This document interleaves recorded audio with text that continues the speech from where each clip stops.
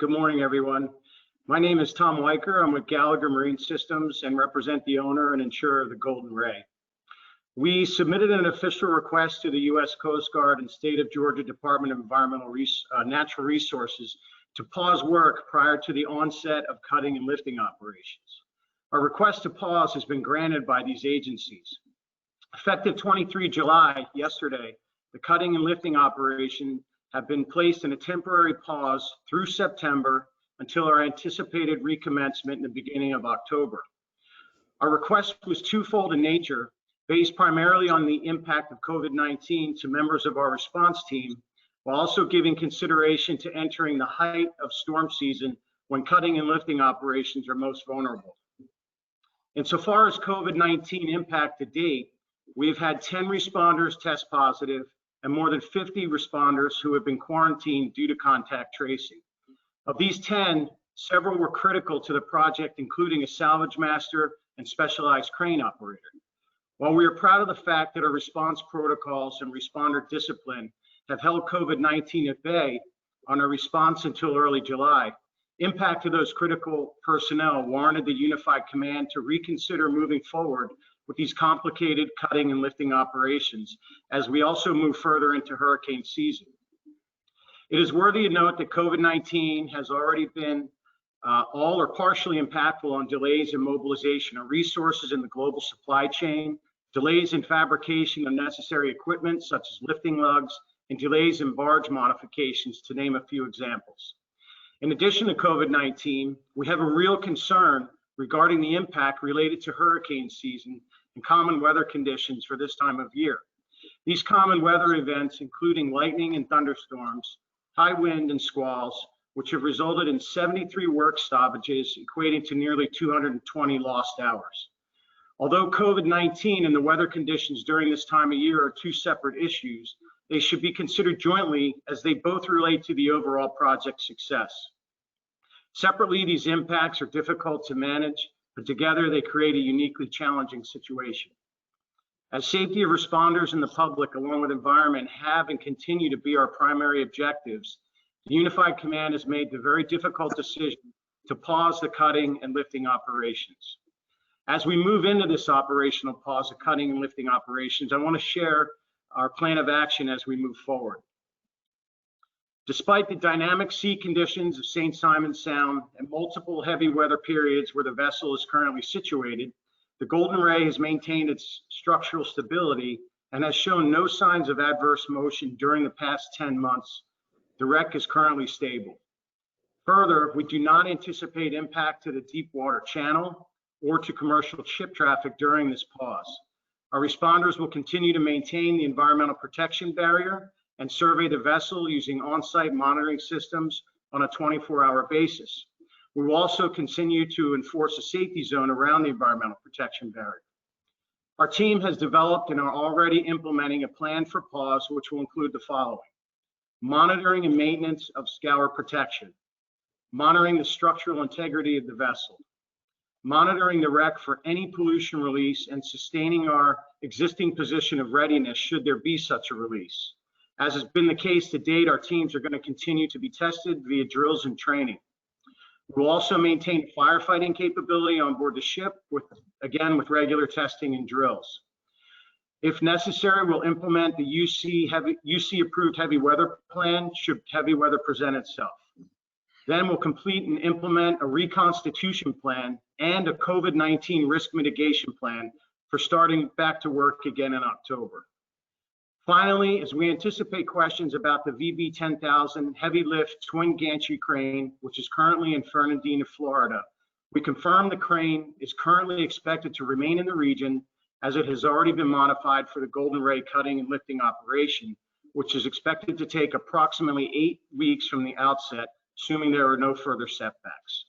With that, I'd like to pass it on to the U.S. Coast Guard's Commander Efren Lopez. Good morning. Thank you, Tom. Commander Efren Lopez, U.S. Coast Guard. So, as previously mentioned, the responsible party did propose a 2-month pause in the cut lift operations only, and it's based off a sequence of events outside of our control, which include the lifting lug fabrication, Tropical Storm Cristobal and other storm-related incidents, and most recently COVID-19. We have implemented several COVID-19 measures. They include daily health checks, inclusive of multiple temperatures readings throughout the day. We're requiring all our members to wear face covering. We also are practicing safe social distancing and teleworking when possible. We do have self-quarantine of all incoming members for approximately 14 days. And we're continuously disinfecting our facilities and work platforms. If somebody is contract the virus itself, we do have a contact tracing protocol in place for that. We do have on-site medical advisors who are constantly revising our health and safety guidance according to any changes that CDC provides. Even with all those efforts, we've had responders, as mentioned earlier, that have been infected with the virus, which required work stoppage in order to sequester cruise members and disinfect those areas. As you can tell, the unexpected surge in virus transmissions have increasingly impacted the response and our providers. In coordination with the state on-scene coordinator, Mr. Maddox, we accepted the RP's proposed recommendation for the pause in the cut and lift operations temporarily, in order so that we can address all the logistical challenges associated with additional imposed restrictions and guidelines for COVID-19. The salvage operations have been delayed and pushed into the historical height of hurricane season in the Atlantic Basin, further complicating our operations. Unpredictable heavy weather patterns associated with the hurricane season pose additional risks to the operations. In order to reduce the risk of additional discharge of pollutants into the waterway, it is imperative that operations continue uninterrupted once cutting begins. The pause will ensure that the cut and lift operations recommence near the end of the hurricane season, and with additional measures in place to protect response crews from the impact of COVID-19, allowing for a more expeditious and effective removal of the vessel without interruptions.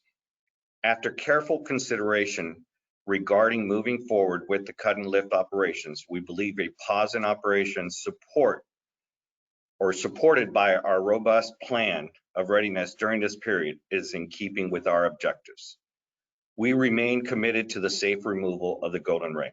We are focused on the safety of our responders, the public, and protecting the environment, along with the continuation of commerce.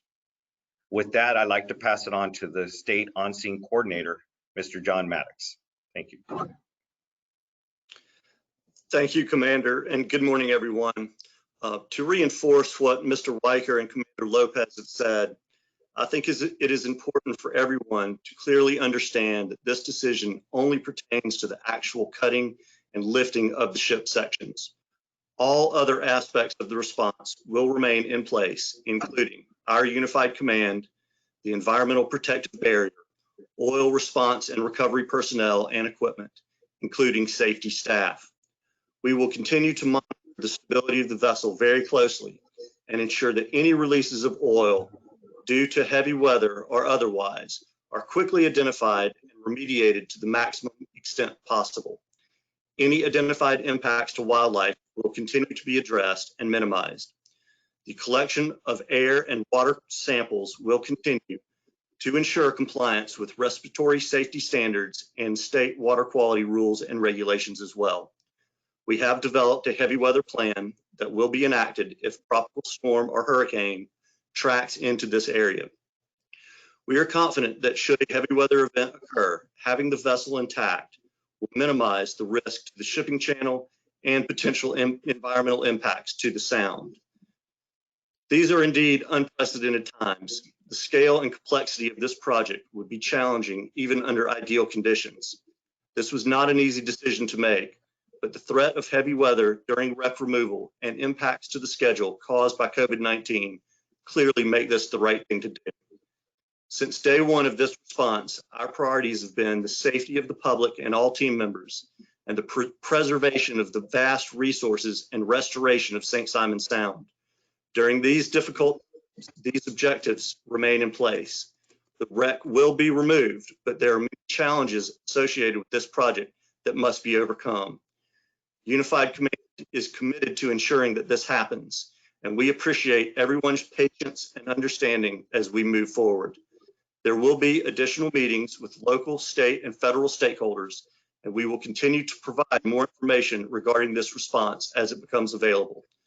Updates will be provided on the website, ssiresponse.com, and as always, you can reach out to the Joint Information Center for specific requests. At this time, I would like to open up the floor for questions. Thank you. All right, thank you very much, John. So our first hand raised came from Brittany. Brittany, I'm going to unmute you now. Please announce yourself, the organization that you're with, and then ask your question. Hi, my name is Brittany Muller. I'm a reporter with WJXT in Jacksonville. John, you just mentioned the heavy weather plan that will be in place.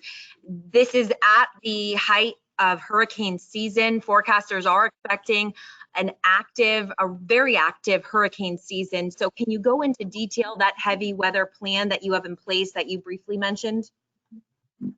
Yeah, absolutely. Tom, is this something that you would like to discuss? Yeah, I think collectively we can address this. We have a heavy weather. There's been a lot of thought put into this plan. It's been put together by the collective team, our salvage personnel, the subject matter experts, as well as the team from Gallagher and the U.S. Coast Guard. In terms of what we have done is we've identified locations where resources can be basically find safe refuge throughout the port. And we have a process in place that those resources would either be relocated there or they would be placed at other locations, depending on what the collective unified command determines would be the best course of action for them. Just to add to that, so that you're aware of, we've actually received permission to install some additional mooring piles, which will facilitate mooring those vessels during a heavy weather situation within the sound, and then others will be allowed to depart the sound. Brittany, did you have a follow-on question to that? No, a different one, unrelated. Okay, perfect, go ahead. Now, we've been receiving a lot of comments from the public. They're asking to also be involved in these public virtual online press conferences. Will that be something that is thought about in the future where not only the media can be involved, but the public, a lot of local organizations, as well as residents in Glynn County want to hear and ask you directly questions? Is that something that will be made available? Yes, Brittany. So we do have in the process of planning several town hall meetings that is all going to be done virtually. So we will open that up to the public as well as to some other social organizations, and they'll be allowed to ask us questions during those town hall meetings. Thank you very much. I'm going to go ahead and call upon Joe Willy. Joe, I'm going to unmute you now. Feel free to announce yourself, tell us the organization you're with, and then ask your question.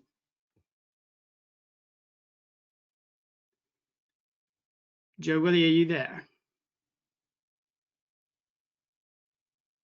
Okay, and then, Okay, can you hear me now? Yes, we can. Hi, Joe Willy with 104.1 The Wave Radio in Brunswick. My question is, do we have a date yet of when we can expect the cutting and lifting operations to begin? I'll take that. Good morning, Joe Willy. Thank you for the question. We appreciate the show, first of all. But thank you. Yeah, so the plan right now currently is that this will be an approximate 2-month pause that will carry through the month of September. And we're looking for the beginning of October. We haven't really set a firm date yet, but we're using 1 October as a target date for cutting, which of course will mean that mobilization of personnel and resources, to get us into what we're calling phase 5, the cutting and lifting operations, will take place in advance of that because of these the COVID risk mitigation factors that we have to take into consideration. Okay. Joe Willie, did you have another question that you wanted to ask at this time? Yeah, so I mentioned that the VersaBar 10,000 would stay on site. So I guess the insurance company is paying the freight for them to stay here, so they won't leave, right? I didn't quite get the full question. Just, I believe it was just for the VB 10,000 and Yeah, the status of that. Okay. Yes, it's staying here, so I assume that we're paying, or the response folks are paying them to stay here, so they won't take another job elsewhere, right? That asset, according to our subject matter experts or salvers, that asset is dedicated to this job, will remain in region. It's not here in St. Simons. It's, as Right. I said, it's in Fernandina. She may move from Fernandina to another location. That's still to be determined at this point, but she will remain in region, close by. She's not going to be going back to Texas or anything like that. The VB 10,000 has been modified specifically for the cutting and lifting operation for the Golden Ray. Okay, that's my question. Thank you. Thank Thanks, you. Joe Willie. I'm going to go ahead and call upon Larry Hobbs. Larry, go ahead. Hey, y'all, Larry with Larry Hobbs, Brunswick News, Brunswick, Georgia. I just wanted a little clarification on the heavy weather. I didn't, I might have missed it. Was there anything about what would actually be done or can be done to protect the ship? And when you were talking about vessels, extra pilings to secure vessels, which particular vessels are y'all talking about? I assume the barges, but I'm asking some of the barges that are there on site right now. Good morning, Larry. You're correct. So the barges that we currently have on site, there's some that are going to be actually departing, but the majority of them that will remain. We do have pilings that we've obtained permits for, and that those are being driven in right now. So those will be used to moor those vessels during a heavy weather. And then what was the other part of the question? I'm sorry, I missed it. The Golden Ray itself. I mean, what can be done to protect that when a hurricane comes along? Is there something that I didn't, if y'all said something, I missed it? No, A heavy weather. No, we didn't. So basically, there is no concerns with the vessel as long as it's remain intact. All the analysis reveals that the vessel will remain exactly where it's at.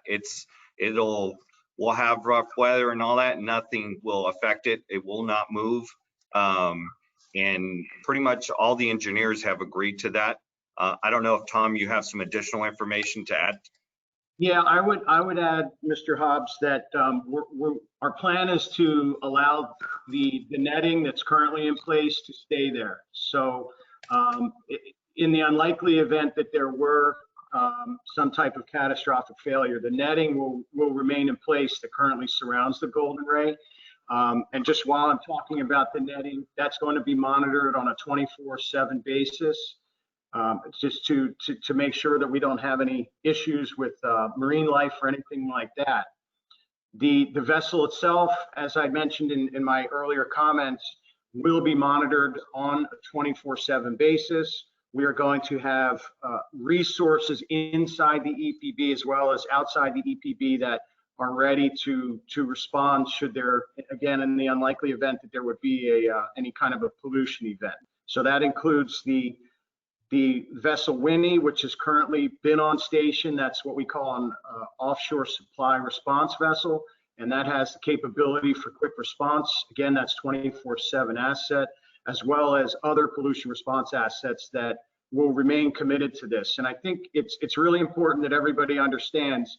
I believe Mr. Maddox did a good job of outlining that this is only stopping the cutting and lifting operations. We are fully committed to keeping resources here for ongoing related operations that are going to be supporting the end game, which is final removal. So that will continue, and that includes dedicating all these resources and personnel to be in the ready if something should happen. Thank you. Larry, did you have another question or was that it? No, sir, I appreciate it. All right. So I'm going to go ahead and call on Jeff Martin. Jeff, can you please announce yourself, the organization you're with? Your question. Yes, Jeff Martin, the Associated Press. I had a question about the COVID-19. I thought I heard Mr. Weicker say that there were 10 crew members, and I was curious whether they're all involved in the salvage operation, and then whether any Coast Guard personnel that have also become infected. So we've had 10 individuals that tested positive for COVID-19, and they were a combination of salvage and support personnel. At this time, we've had Coast Guard members that have been quarantined because they were in first contact, but they have not been tested positive. And right now, currently, we do not have anybody that's in isolation or sequestered at all. So we've been able to move out of it, but we still have concerns with additional incidents for the future. That's why we're seeking to do the pause so that we can go ahead and implement some additional, much stricter measures to ensure that we don't have further incidents and be required to shut down during the cutting process, which could be catastrophic for us, especially if we have a tropical storm or a hurricane come through in the middle of the cut process. And if I can just add on to that, Commander Lopez, repeating what I had said in the initial statement, we have a very large amount of people that are on this response, and we're very proud of the fact that we have been able, even though we have people that are rotating, and there was a period of time where we really weren't rotating many people at all for obvious reasons. So we feel very proud of the fact that we were able to keep COVID-19 at bay until the 1st of July. It's we're quite proud of that. Jeff, did you have a follow-on question? No, thank you very much for your responses. Appreciate it. Thank you, Jeff.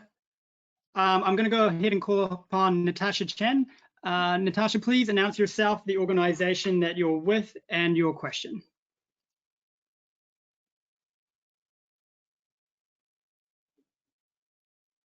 Can you hear me now? We can. Yes. Thank you, Natasha. Okay, great. Hi, Natasha Chen with CNN. Thank you for answering these questions. I am curious whether, I know you said you hope to start back up at the beginning of October.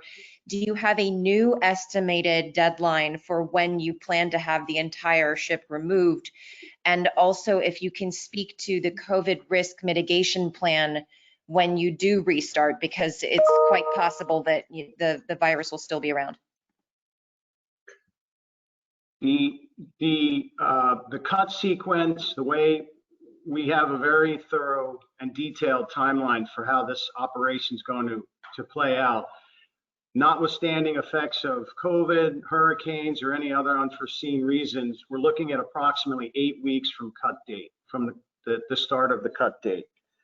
As far as the COVID risk mitigation factors, Commander, would you like to take that one? Yes, thank you, Tom.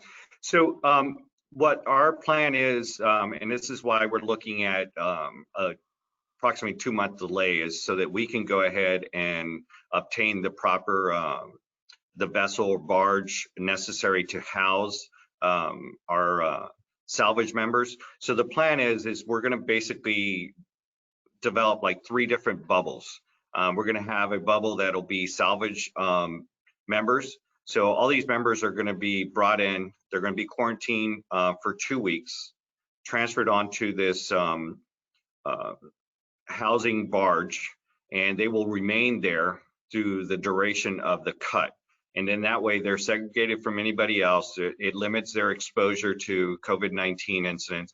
And on top of that, even while they're on the barge, they're still going to follow the CDC guidelines of social distancing, the mask, and then cleaning the areas and so on like that. On site here, we're doing the same concept, which means we'll isolate our members. They'll be quarantined prior to even coming onto the work site. They will remain using these same lodging facilities here and try to minimize their exposure to COVID-19. And we'll continue on with the same measures that we have now, which is requiring everybody to wear a mask, social distancing, and some of them will be teleworking if their job allows that. So we try to minimize our interaction with everybody else. So we're hoping that these measures that we brought in will minimize it. We do have a medical group, which they're in charge of monitoring all our individuals, and we're constantly updating our process as the CDC guidelines are updated.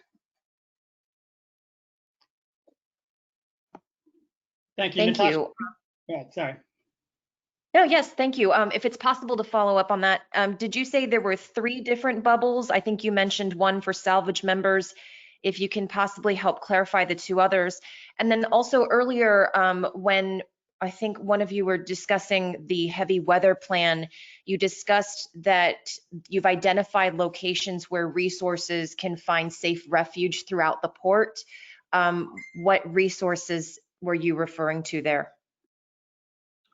Okay, so I'll address and I'll let Tom address the resources, but so the other 2 bubbles is the on-water group, which will consist of some of the safety vessels and our response vessels in case there is a release of any kind of pollutants. And then our 3rd group is the actual ICP, which is all of us in the command center. So we'll be also in a separate bubble, and we're going to try to not minimize the commingling, and that's where we have all our virtual meetings and conferences. Natasha, can I ask you just to repeat your question just to make sure that I get it, I address it correctly? Yes, thank you.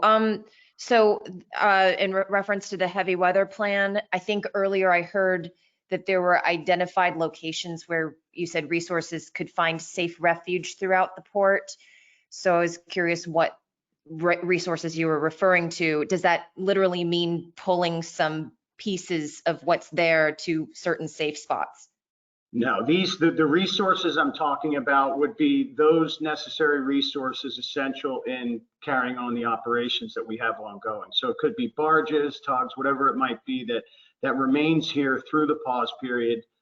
If there were to be a weather event and they could not be on location, then they would go to these pre-identified locations.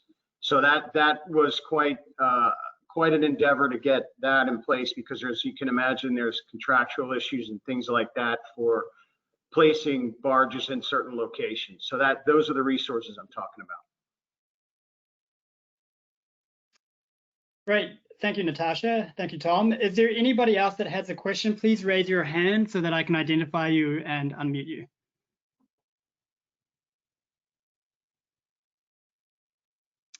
All right. Well, it seems like there are no further questions. So thank you all for attending this virtual press conference. If you do have any further questions that were not answered today, please contact the Joint Information Center and we'll make sure those questions get answered. To contact the Joint Information Center, just email simonsresponse@gmail.com. This press conference will also be posted to the incident website later today if anyone wants to refer back to that. Once again, that is the URL for that is www.ssiresponse.com. Thank you all very much for your time. This is the end of the press conference. Thank you. Thank you. Thank you all. Thank you.